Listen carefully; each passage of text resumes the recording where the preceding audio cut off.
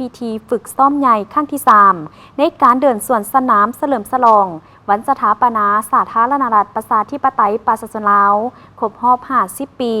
มีความยิ่งใหญ่สวยงามซึ่งแสดงถึงมากผลแห่งการสร้างสรรค์พัฒนาประเทศชาติในตลอดระยะ50 ปีผ่านมา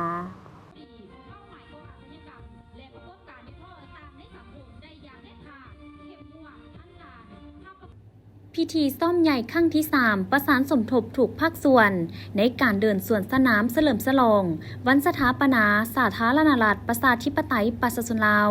ครบรอบ50 ปี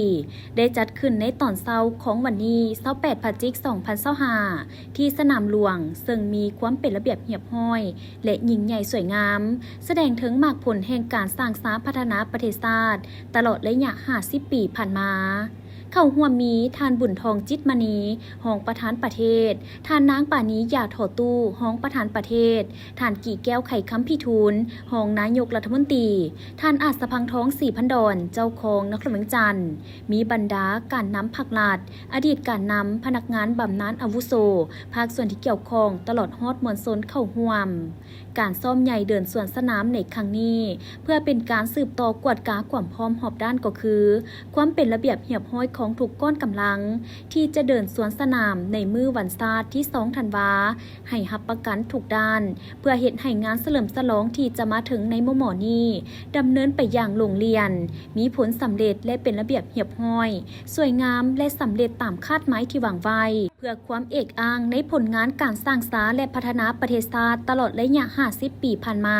ให้แขกทางภายในและต่างประเทศได้รับรู้อย่างทั่วถึงและสมเกียรติการซ่อมใหญ่เดินสวนสนามดังกล่าวประกอบมีก้อนกำลังป้องกันชาติป้องกันความสงบทั้งหมด25ก้อนกำลังในนี้ป้องกันชาติ19ก้อนกำลังป้องกันความสงบ6ก้อนกำลังและจากบรรดากระทรวงองค์การและมวลชนเข้าร่วมจำนวนหลายก้อนกำลัง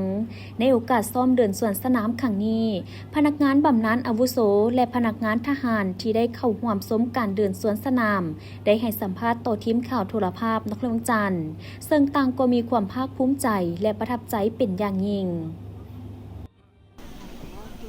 ข้าพเจ้าชื่อว่าบัวแก้วหลวงสมรภูมิเป็นแม่หมอยาแห่งชาติมาจากกรมพนักงานบำนาญมาจากบ้านท่าหลวงใต้นี่แหละเจ้ารู้สึกว่า50 ปีที่ชัยชนะพอมีชัยชนะมานี้ข้าพเจ้ารู้สึกภาคภูมิใจ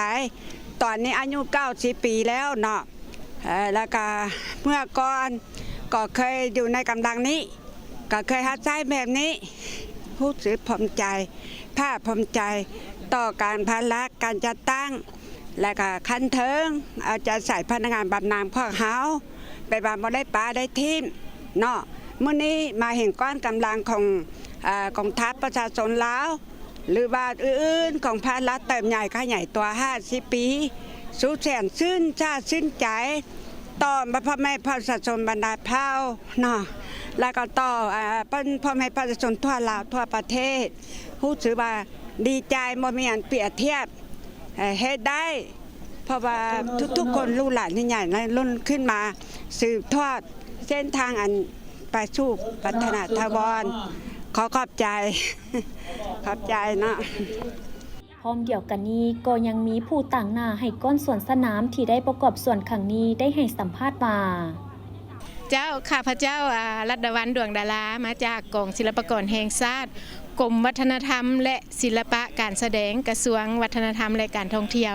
มื้อนี้มีความรู้สึกดีใจหลายที่ได้มีส่วนร่วมในการประกอบส่วนในการเฉลิมฉลองวันชาติที่2 ธันวาครบรอบ50 ปีเจ้าในนั้นพวกเราก็ได้เกี่ยมรายการของพวกเรามาเพื่อเฉลิมฉลองก็มีก้อนเสียงแคนลาวแล้วก็ผ้าลายนาคฟ้อนรำวงลาวมวลชนจำนวน450 คนที่ว่าฟ้อนรำวงลาวของพวกเขาเนาะดังนั้นก็ถือว่ากระทรวงของพวกเขาก็เป็นกระทรวงวัฒนธรรมและการท่องเที่ยวก็เป็นตัวแทนที่สร้างบรรยากาศให้ความมวลซื่นในการสวนสนามในครั้งนี้เจ้า การซ่อมใหญ่เดินสวนสนามเพื่อเฉลิมฉลองวันสถาปนาสาธารณรัฐประชาธิปไตยประชาชนลาวครบรอบ50 ปีครั้งนี้แม้นเป็นการซ่อมครั้งสุดท้ายและจะมีพิธีเดินขบวนสวนสนามตัวจริงอย่างสง่างามในวันที่2 ธันวาคมที่จะมาถึงนี้